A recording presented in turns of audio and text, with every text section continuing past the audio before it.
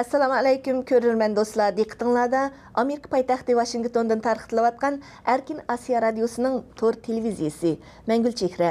Bugungi programmamizda mush bir hafta jarayonida radiomizda Uyg'urlarga doir berilgan bir qism muhim xabarlarimizni eslatib o'tmoqchimiz. Dünya Uyghur Qurultayining raisi Rabiya Qadir xonim Janvadagi yig'inni muvaffaqiyatli oyoqlashtirib 21 mart kuni tushdan keyin Shvetsiyaga yetib kelgan. Shvetsiyada Uyg'ur komitetining o'rinlashtirishi bilan 23 mart kuni tushdan keyin Stokgolmda Rabiya Qadir xonimni qarshi olish va Navro'z bayramini tabriklash faoliyati o'tkazilgan. Faoliyatda Rabiya Qadir xonim Dünya Uyghur Qurultayining xizmatlari haqida jamoatga ma'lumot bergan. Andın Rabiya Qadir xonimning riyosatchiligida Shvetsiya Uyg'ur komitetining ishxona elish uchun ion to'plash faoliyati olib berilgan. Rabiya Qadir xonim 25 mart tushdan keyin Shvetsiya parlamentida guvohlik berish yig'iniga qatnashgan. Yig'in davomida guvohlikdan o'tgan Rabiya Qadir xonim Uyg'urlarning navbatdagi ahvoli haqida ma'lumot bergan. Uyg'urlar duch kelayotgan milliy va diniy cheklamalar shundaqla ko'chman Uyg'urlar masalalari bo'yicha so'ralgan savollarga javob bergan. Malayziya havo yo'llarining 370 tiplik yo'lovchilar aeroplanida baxtsizlik uchirgan 239 nafar yo'lovchi orasidagi Uyg'ur yosh Mehmetjon ablaning qismati butun dunyodagi Uyg'urlarni qattiq echindirmoqda. Ma'lum bo'lishicha, voqeadan keyin Mehmetjon ablaning Qashqardagi oilasi Beyjingga yetib kelgan. Radiomiz muxbirlari ular turayotgan mehmonxonaga telefon qilib Mehmetjon ablaning dadasi bilan ko'rishishni talab qilgan bo'lsa-mu, lekin mehmonxona xodimlari telefonni ulab berishni rad qilgan. Ular Mehmetjon ablaning oilasidagilar bilan so'zlashish uchun yuqorining tasdiqi bo'lishi kerakligini eskartgan.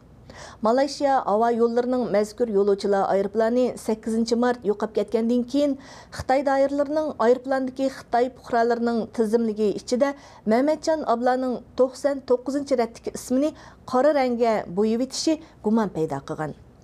Kuzatuvchilar Xitoy doiralarining aeroplanda qazoga uchirgan Xitoy yo'lovchilarining oilalari bilan birdan-bir Uyg'ur yo'lovchi Mehmetjon ablaning oilasidagilarga farqli muomala qilayotganligiga diqqat qilgan.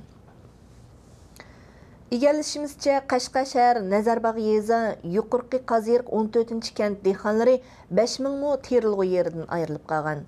2002-yilga kelganda Qashqar shaharlik hukumat yana 864 mo terilg'u yerni dehqonlarga uqtirmay turib, Qashqar shahar Shinjin taraqqiyot rayoniga setib etgan. Bu ishning oshkor bo'lib ketishi va uning ig'ir mas'uliyatidan qochgan Nazarbog' bozorlik hukumat amaldorlari soqchixona xodimlarini ishga selib 3 nafar dehqonlar vakillarini nazarband qilganligi ma'lum bo'lmoqda. Radiomizning egallishicha mushu oyning 23-kuni, ya'ni yakshanba kechda Xitoyning ko'chi chorlayotgan bir to'p alayda soqchilari Atu shahrida bir Uyg'ur yoshni urib ig'ir yaralandirgan. Ma'lum bo'lishicha, shu kuni soqchilar mototsikl haydab ketayotgan 21 yoshlik hukumat kadri Nijat Samatning oldin to'sgan va sababsizla mototsiklning oshqushini tortib olgan. Nijat Samat buning sababini so'raganda Xitoy soqchisi uning yuziga bir tastak urgan. Soqchining bu yo'lsizligiga Nijat Samatmu loyiqida inkas qaytirib qarshilik ko'rsatgan. Buning bilan 7-8 nafar soqchi birlashib Nijat Samatni qattiq urgan. Tayoq zarbisidan Nijat Samat hushidan ketgan. Bu zo'ravonlik voqeasini ko'rgan jamoat bilan soqchilar, shundaqli yana Nijat Samatning urug' tuqqanlari bilan soqchilar orasidami surkilish kelib chiqqan. Navbatda Nijat Samat Qizilsuv oblastlik 1-doktorxonada davolanmoqda ekan.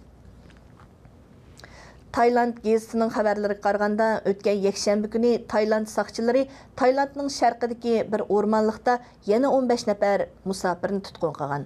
Ma'lum bo'lishicha, ularning orasida 10 nafari kichik bola ekan. Tayland doiralari bu kishilarning ilgir tutilgan va Uyg'urligi ilgir surilayotgan 220 nafar musofir bilan o'xshash kishilar ekanligini bildirgan. Ma'lumki, Tayland doiralari 13 mart kuni Taylandning janubiy chegarasida 220 nafar musofirni, orqadan yana Taylandning sharqidagi Kamboja bilan chegaralanadigan rayondagi o'rmonlikdan yana 112 nafar musofirni tutgan. Xalqaro kishilik huquq organlari va Amerika Uyg'ur birlashmasi Tailand hukumatini bu musofirlarni xalqaro musofirlar qonuni bo'yicha bartaraf qilishga va Xitoy tarafga qaytarib bermaslikka chaqirgan. Kishilik huquq organlari agar bu musofirlar Uyg'ur bo'lgan taqdirda buncha ko'p kishining xatarga qaramay Xitoydan qochib chiqishining o'ylanishga tegishli jiddiy masala ekanligini bildirmoqda. İlham To'xta Apandi 15 yanvar tutqun qilingandan buyon doirlarning har xil yo'llar orqali uning ayoli Güzelnur xonimga qaratgan besimini kuchaytganligi ma'lum bo'lmoqda. İlham To'xtaning ayoli Güzelnur xonim yaqinda ziyoratimizni qabul qilib, mushkullarda o'zining og'ir ruhiy besimiga uchragandan boshqa yana iqtisodiy besimga uchrayotganligini bildirgan.